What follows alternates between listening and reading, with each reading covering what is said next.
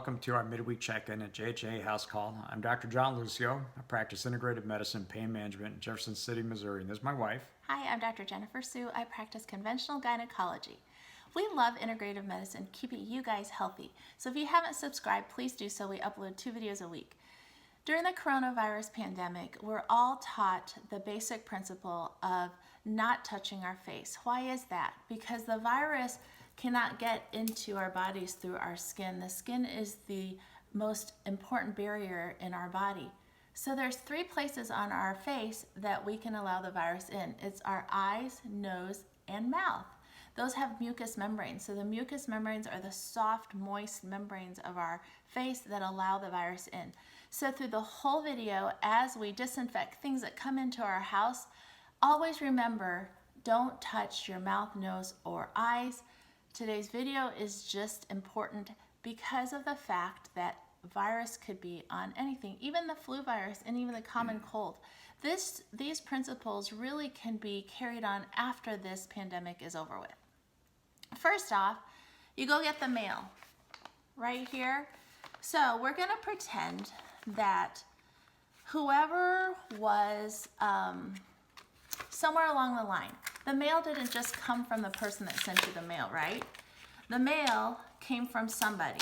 It could be a young, healthy person just licking your letter, or the person at the business office putting together your bill that you have to pay. So let's say that coronavirus is this little sticky note right here. Can you guys see that?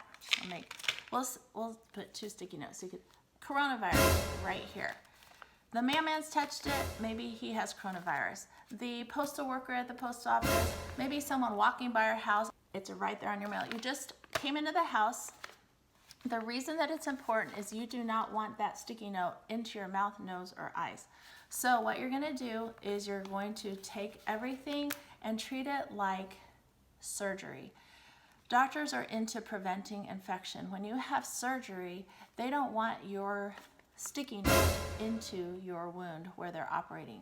So they operate with sterile fields. So before you allow this into your home, I took this off, and you're gonna wanna put it in some kind of a plastic. So let me go grab it.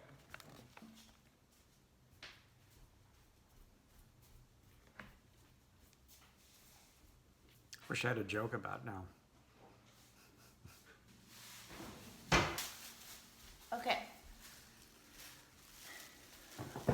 Did you behave while I was gone? No. So this is the bag that you're going to drop anything that you're not going to wipe down. So take standard, any kind of wipe that's going to disinfect things. And if you're going to use this, rubber band, you're going to disinfect, that's safe. So you're going to take all these things, and anything you're going to keep in your house, you literally have to wipe down.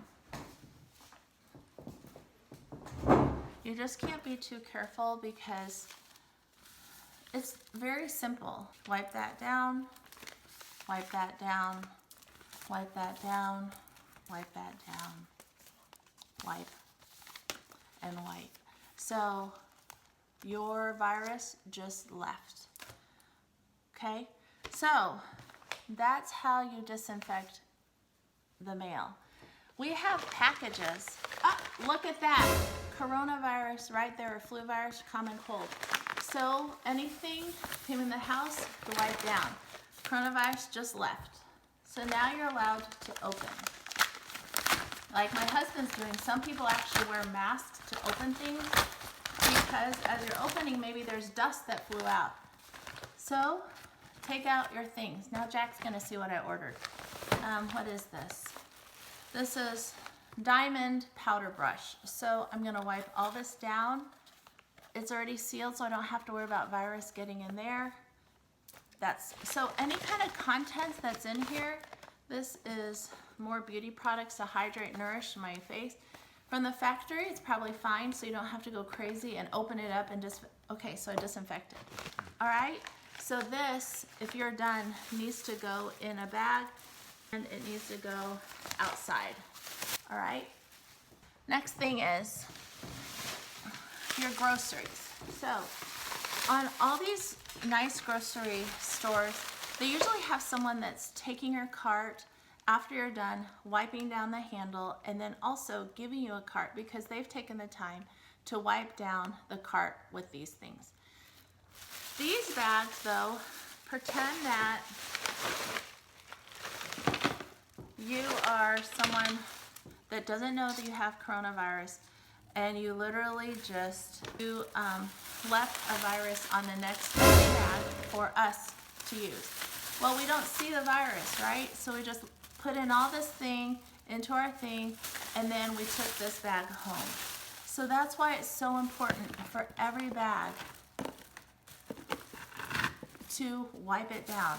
So mom, with dad being a double transplant recipient, she keeps all the groceries back in her decontamination quarantine area, and then she takes out the groceries. This is fresh bread. What if somebody walked by, touched it, and the wife said, "You don't like that bread?" He puts it back, right? He didn't know he had virus, he touched it.